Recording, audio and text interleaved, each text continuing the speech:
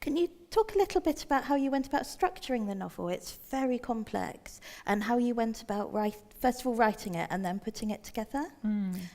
Lots of the novel is told through letters, which span, and the novel itself spans quite a few decades. Yes. Yeah. The letters are all within a month or two of each other, because they're Ingrid's letters that she writes to her husband, but she hides them in the books that he collects. She doesn't give them to him. So interspersed with the letters is Flora's story, really, and Flora is the daughter who's come back home because Gil has an accident when he's running after the woman that he thinks is his wife. So the sequence is letter, Flora story, letter, Flora story. And really it didn't start like that at all. It started with Gil. And so I wrote, I'm not sure, 30,000 words from Gil's point of view. And he's quite a difficult character. I find him really intriguing. I like him, having written him. But I know that readers, he doesn't treat Ingrid very well. He's a bit of a shit, really. And after 30,000 words, I thought, I don't want to hear from you anymore. What I'd really like to know is what your wife thinks of you and what your daughter thinks of you, and see you through those two different eyes.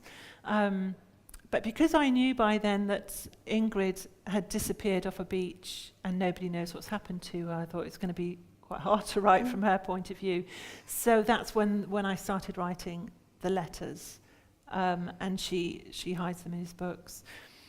But because she's writing, the letters are about their history. So it's about when Ingrid and Gil first met and right through their kind of courtship to when she decides to leave. So she's telling their history in the letters, but she's also sometimes writing about what's happening in the moment that she's writing the letter.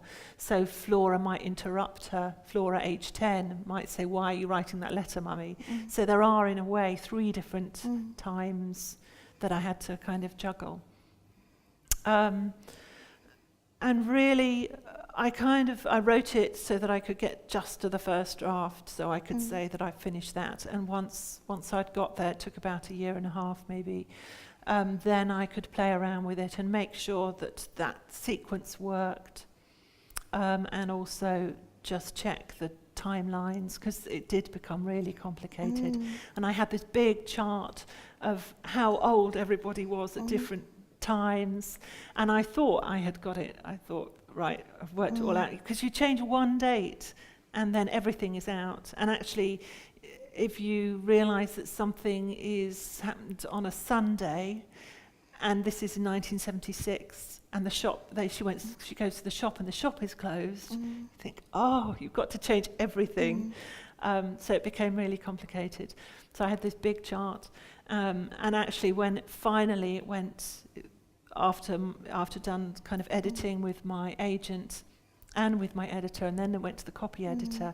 The copy editor looked at my chart and looked at the book and said, "No, it doesn't. Doesn't line up. It doesn't line up." Yeah. Oh, and so we had to kind of, I can't remember what we did in the end, but we changed a date on a letter and kind of fudged it a little bit. Yeah. I can't remember exactly how, but it was kind of... I didn't notice. Yeah. But it is very complex, and a really impressive juggling act to sort of pull all those threads together.